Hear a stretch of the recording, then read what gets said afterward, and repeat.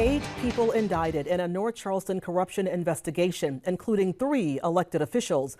Profound betrayal is how U.S. Attorney Brock Andrews describes the probe. Good evening, everyone, and thanks for joining us. I'm Ann McGill. This was a 12-month-long investigation conducted by the FBI and the U.S. Attorney's Office. Joining me now, Live 5's investigative reporter Emily Johnson. And Emily, today we learned 3 city council members face charges of embezzlement, bribery, fraud, and that list goes on. You were at that news conference for us this afternoon. Break it all down for us. Yes, and well, City Councilman Jerome Hayward, Mike A. Brown, Sandino Moses face these charges, and along with their associates, Tori Fields, Aaron Hicks, Donovan Moulton, Rose Lorenzo, and Michelle Stent Hilton.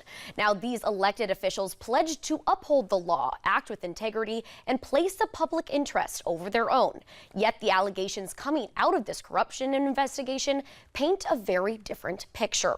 The FBI investigation began last February and included wiretaps of Hayward's phone calls, which court documents say produced evidence of the bribes. In those calls, documents say Hayward claimed to have significant influence and control over elected officials on city council.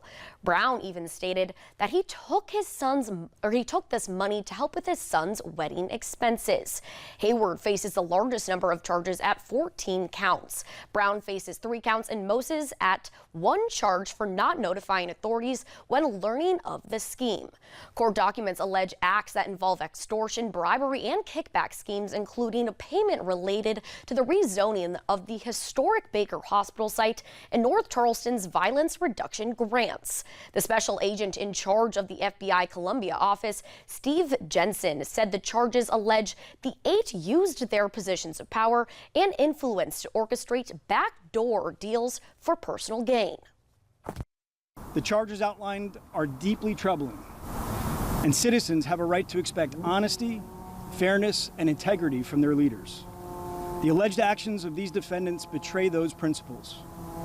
Public corruption not only leads to financial losses, but also erodes public confidence in our institutions.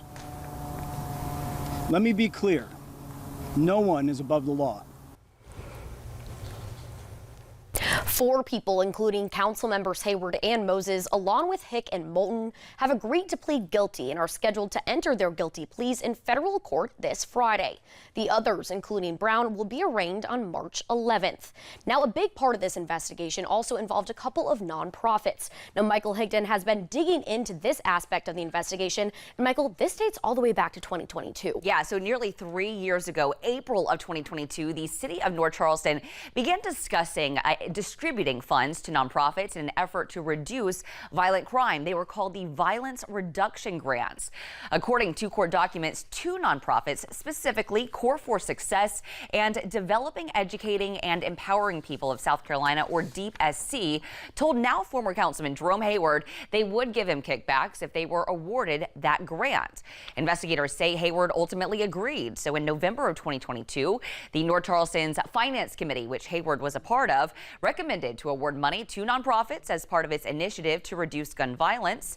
Hayward voted in favor of recommending both Deep SC and Core for Success. Hayward did not disclose any agreements with Michelle Stent Hilton with Deep SC or Donovan Moulton with Core for Success when the matter was presented to the committee and ultimately put to a vote.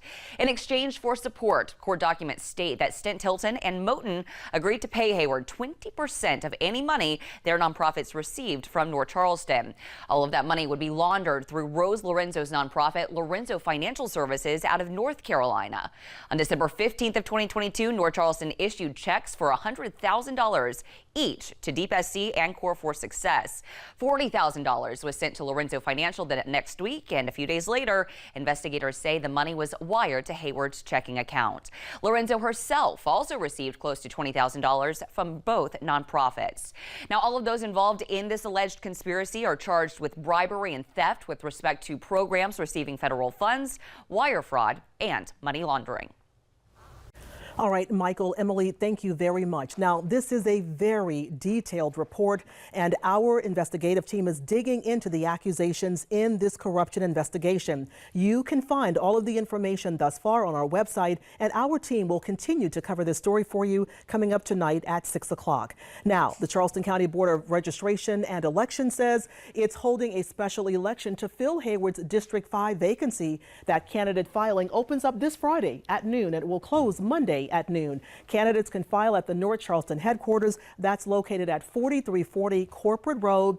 Early voting begins May 12th, goes through May 23rd, and Election Day will be May 27th.